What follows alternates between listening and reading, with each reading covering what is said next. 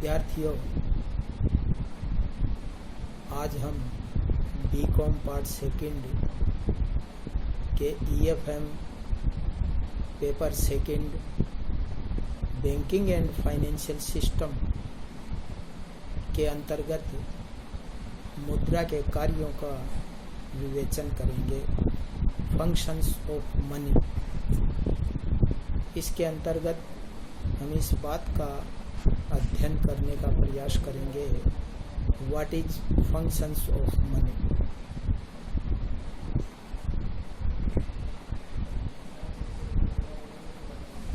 और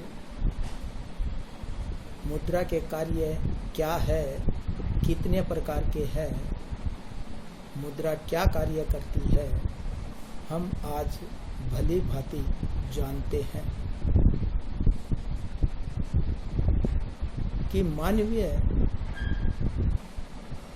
पहलू का कोई ऐसा बिंदु अर्थात कोई ऐसा मानवीय पहलू नहीं है जो मुद्रा से अछूता हो, क्योंकि मुद्रा ही एक ऐसी वस्तु है जिसके माध्यम से आर्थिक, सामाजिक, राजनीतिक सभी कार्य संपादित किए जाते हैं। वर्तमान में हम देखते हैं कि सभी प्रकार की अर्थव्यवस्थाएं, कुछ अर्थव्यवस्थाएं डेवलप्ड है, कुछ डेवलपिंग है।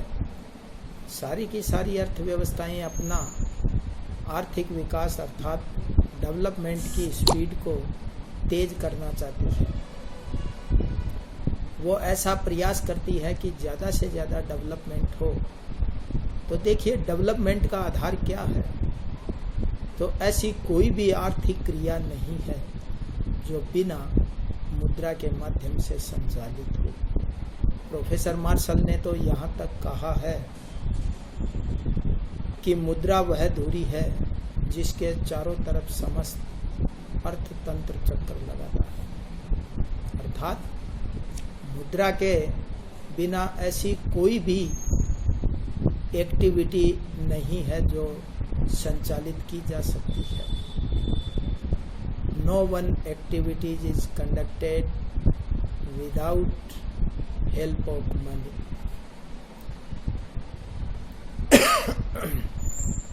मुद्रा के कार्यों के संबंध में अर्थशास्त्रियों में काफी मतभेद है। कुछ अर्थशास्त्री मुद्रा के 2 कार्य मानते हैं, कुछ 4 कार्य मानते हैं, कुछ इसे कई प्रकार से वर्गीकृत करके इसका विवेचन करने का प्रयास करते हैं। मुद्रा के कार्यों के संबंध में देखा जाए तो मुद्रा के मुख्य रूप से 4 ही कार्य बताए गए हैं। विनिमय का माध्यम, मूल्यों का मापक, स्थगित भुगतानों का आधार और मूल्यों का संचय। इसके अलावा मूल्यों का हस्तांतरण, ट्रांसफर और वैल्यू भी माना जाता है। इसके कार्यों के संबंध में प्रोफेसर क्राउथर ने एक फ्रेज के रूप में, इसे एक कहावत के रूप में ऐसे प्रस्तुत किया है, बड़े ही रोचक ढंग से, जिससे मुद्रा के कार्य विद्यार्थी को याद करने में काफी आसानी, काफी सुगमता होती है। इन्होंने कहा है, क्राउथर ने अपनी जो प्रसिद्ध पुस्तक आउटलाइन ऑफ मनी, उसमें इन्होंने इस प्रकार से इसे व्यक्त करने, एक्सप्रेस करने का प्रयास किया है। Money is a matter of functions for a medium, a measure, a standard, a store. मुद्रा के 4 कार्य है। विनिमय का माध्यम, मूल्यों का मापक, भुगतानों का आधार और मूल्यों का संचय। इस प्रकार मुद्रा के कार्यों को हम डिफाइन करने का प्रयास करते हैं। सामान्यतः मुद्रा के कार्यों की जब विस्तृत विवेचना करने का हम प्रयास करते हैं तो मुद्रा के कार्यों को हम मुख्य रूप से 3 भागों में बांटकर इसका अध्ययन कर सकते हैं। 3 भागों में मुख्य है, प्राइमरी फंक्शन, सेकेंडरी फंक्शन और थर्ड कंटिंजेंट फंक्शंस, अर्थात मुद्रा के प्राथमिक कार्य, गौण कार्य और आकस्मिक कार्य के रूप में हम विवेचना कर सकते हैं। सर्वप्रथम हम मुद्रा के कार्यों में प्राइमरी फंक्शन को लेते हैं। प्राइमरी फंक्शन के अंतर्गत ऐसे कार्य अर्थात मुद्रा के आधारभूत कार्य, प्रमुख कार्य, तो मुद्रा का जो प्राइमरी फंक्शन में 2 कार्यों को शामिल किया जाता है। प्रथम मीडियम ऑफ एक्सचेंज अर्थात विनिमय का माध्यम और मेजर ऑफ वैल्यू, मूल्यों का मापक। हम देखते हैं कि सर्वप्रथम जो विनिमय का माध्यम, मीडियम ऑफ एक्सचेंज अर्थात हम बाजार में या कोई भी व्यक्ति, कोई भी उपभोक्ता, क्रेता या विक्रेता अपनी इच्छित वस्तु को कैसे खरीदता है।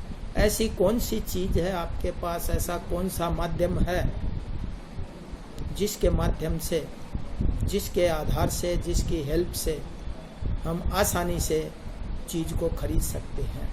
विक्रेता उसे आसानी से बेच सकता है, क्रेता उसे खरीद सकता है, कितनी भी मात्रा में खरीद सकता है, विक्रेता कितनी भी मात्रा में बेच सकता है। तो मुद्रा ही एक ऐसा माध्यम है जिसके आधार पर हम वस्तुओं का लेन देन करते हैं, क्योंकि किसी भी माध्यम के बिना लेन देन नहीं होता। पुराने जमाने में जब मीडियम ऑफ एक्सचेंज अलग अलग थे या सर्वमान्य नहीं था, तो एक तरीके से एक्सचेंज करने में, विनिमय में काफी दिक्कतें आई थी। अब सर्वमान्य एक्सचेंज अर्थात जो आधार है विनिमय का, जैसे मुद्रा के आधार पर हम कोई भी कंज्यूमर आइटम, कोई भी इंडस्ट्रियल आइटम, किसी भी प्रकार का लेन देन, कोई भी मशीनरी खरीद सकते हैं, कोई भी चीज खरीद सकते हैं। तो ये पहला इसका मुख्य जो कार्य है वो विनिमय का माध्यम है। मुद्रा का दूसरा कार्य है मेजर ऑफ वैल्यू, अर्थात जो अमुक वस्तु हम खरीदना चाहते हैं, विक्रेता अमुक वस्तु को बेचना चाहता है, तो सर्वप्रथम हम खरीदने से पहले उस वस्तु की वैल्यू का मेजर करते हैं। वस्तु कितने रुपये की हो सकती है, वस्तु में उपयोगिता कितनी है, तो सबसे पहले हम उसकी वैल्यू का मेजर करने के बाद ही और काम करते हैं। अर्थात उपभोक्ता, कंज्यूमर सबसे पहले वस्तु को खरीदने से पहले उसकी वैल्यू का मेजर करता है। वैल्यू का मेजर करने के लिए एक कंज्यूमर है, वो इकोनॉमिक्स का सिद्धांत जो प्रोडक्टिविटी का है, अर्थात मार्जिनल प्रोडक्टिविटी के आधार पर या मार्जिनल यूटिलिटी के आधार पर एक उपभोक्ता वस्तु को खरीदने या न खरीदने का निर्णय करता है। अर्थात एक तरफ वस्तु की कीमत, दूसरी तरफ उपभोक्ता को मिलने वाली उपयोगिता।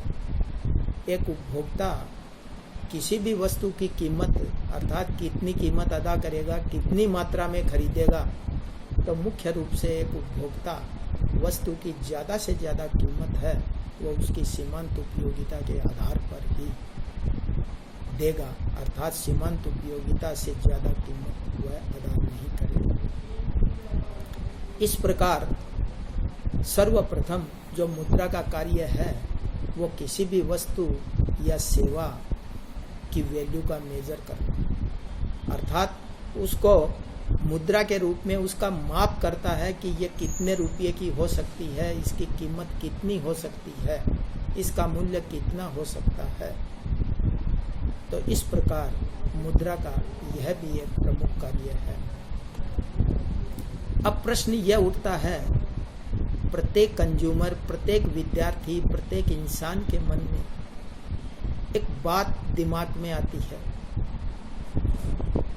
अर्थात जो मेन पॉइंट है, केम इन आवर माइंड दैट कि सर्वप्रथम कौन सा कार्य मुद्रा का संपन्न होता है, अर्थात विनिमय के माध्यम का कार्य पहले होता है या मूल्यों के मापक का कार्य पहले होता है। तो देखिए, हम व्यवहार में देखते हैं कि किसी भी वस्तु को खरीदने से पहले हम उस वस्तु की वैल्यू का मेजर करते हैं। मेजर करने के बाद ही एक उपभोक्ता उस वस्तु को खरीदने या न खरीदने का निर्णय करता है। तो सर्वप्रथम जो मुद्रा का कार्य है, प्राइमरी फंक्शन में सर्वप्रथम वैल्यू ऑफ मेजर होता है और उसके बाद में मीडियम ऑफ एक्सचेंज, अर्थात सबसे पहले मूल्यों की माप होती है, मेजर ऑफ वैल्यू। तो कोई भी इंसान, जैसे मुद्रा के कार्य है, तो मुद्रा के कार्यों में सबसे पहले मूल्यों के मापक का काम सबसे पहले संपन्न होता है और विनिमय के माध्यम का कार्य उसके बाद संपन्न होता है। अब हम मुद्रा के जो सेकेंडरी फंक्शन है, सेकेंडरी फंक्शन को लेते हैं। मुद्रा का सेकेंडरी फंक्शन मुख्य रूप से 2 या 3 इसके गुण कार्य है।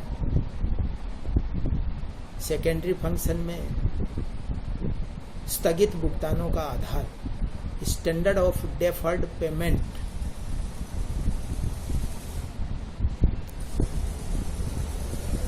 तीसरा या जो गौण कार्य है उसमें स्थगित भुगतान, अर्थात एक उपभोक्ता, एक कंज्यूमर, कोई भी इंसान, कोई भी व्यक्ति अपनी ज़रूरत की वस्तु खरीदने के लिए कई बार ऐसा होता है उसके पास मौजूदा समय में या वर्तमान में उसके पास क्रय शक्ति अर्थात धन नहीं होता, मुद्रा नहीं होती, लेकिन उसको अपनी आवश्यकताओं को पूरा करने के लिए अमुक वस्तु का उपभोग करना या खरीदना जरूरी है। तो वर्तमान में वह वस्तुओं को उधार खरीदता है। अब उधार की शर्त पर खरीदी गई वस्तु का भुगतान वह भविष्य में किस रूप में करेगा, किसके माध्यम से करेगा। तो जो भी वर्तमान में एक उपभोक्ता अपनी वस्तुओं को खरीदता है उधार की शर्तों पर, तो कुछ समय पश्चात वह मुद्रा के आधार पर ही उस ऋण को चुकाता है या स्थगित भुगतानों का भुगतान करने का एक आधार मुद्रा ही है। वह भविष्य में उन भुगतानों को मुद्रा के आधार पर मुद्रा की सहायता से संपन्न करता है। इसके अलावा जो गौण कार्य में जो मुख्य कार्य है, स्टोर ऑफ वैल्यू, मूल्यों का संचय। कई बार कोई भी उत्पादक है, वो वर्तमान में क्या है कि हर उत्पादक का मुख्य जो उद्देश्य, main objective is to increase और मोर एंड मोर प्रोडक्शन, कि वह ज़्यादा से ज़्यादा उत्पादन करना चाहता है और ज़्यादा से ज़्यादा उत्पादन करके वह ज़्यादा से ज़्यादा धन कमाना चाहता है, संपत्ति को अर्जित करना चाहता है, लाभ की मात्रा ज़्यादा से ज़्यादा वह कमाना चाहता है। तो लाभ की मात्रा ज़्यादा कमाने के प्रयास के लिए वह इस प्रयास में ज़्यादा से ज़्यादा उत्पादन करता है, अधिक से अधिक वह रॉ मटेरियल का यूज करता है, मशीनों का प्रयोग करता है, मैनेजरियल एफिशिएंसी कैपेसिटी का यूज करता है। जब एक उत्पादक वर्तमान में अपनी आवश्यकताओं से अधिक उत्पादन करता है तो उस उत्पादन का वह क्या कर सकता है। इसके 2 तरीके हैं कि वह अपनी मौजूदा आवश्यकताओं को पूरा करे, पूरा करने के बाद भी उसके पास जो सरप्लस प्रोडक्शन बचता है वह उस सरप्लस प्रोडक्शन को भविष्य में इस्तेमाल करता है। अर्थात वह यह देखता है कि कोई भी संकट काल में, आड़े समय में या कोई भी ऐसी क्राइसिस के टाइम हम इसका यूज कर सकते हैं। तो इस प्रकार वह अपने अतिरिक्त जो उत्पादन है, जो ज़्यादा उत्पादन है किया गया है अपनी आवश्यकताओं से अधिक, वह उसे किस रूप में संचय करे। अगर वस्तु के रूप में संचय करना चाहे तो वह कुछ समय बाद वस्तुएं स्वयं ही अपने आप स्वाभाविक रूप से नष्ट होने लग जाती है, उसकी जो उपयोगिता है वो घटने लग जाती है। तो इसलिए वह एक मुद्रा ही एक ऐसा साधन है जिसमें वह जो अतिरिक्त उत्पादन, जो सरप्लस उत्पादन है, जो एक्सेस उत्पादन है, उसकी वैल्यू को स्टोर कर सके और भविष्य में अपनी ज़रूरत के अनुसार उसका इस्तेमाल किया जा सके। इसके अलावा जो गौण कार्य में ट्रांसफर ऑफ वैल्यू, कई बार क्या है कि कोई भी उपभोक्ता है, कोई भी नागरिक है, उत्पादक है, खास तौर से प्रोडक्शन के क्षेत्र में हम देखते हैं, या कंज्यूमर एक स्थान से दूसरे स्थान पर जैसे पेमेंट है ट्रांसफ़र करना चाहता है, मुद्रा को ट्रांसफ़र करना चाहता है। पुराने ज़माने में एक जगह से दूसरी जगह अगर मुद्रा भेजी जाती थी तो हम देखते हैं कि वह मुख्य रूप से या तो किसी साधन के माध्यम से पैदल है या उसको एक जगह से दूसरी जगह परिवहन करने में काफ़ी दिक्कत आती थी, और दिक्कत आने के कारण उसको क्या है कि आसानी से परिवहन नहीं किया जा सकता, क्योंकि उसमें अननेसेसरी का वजन होता था।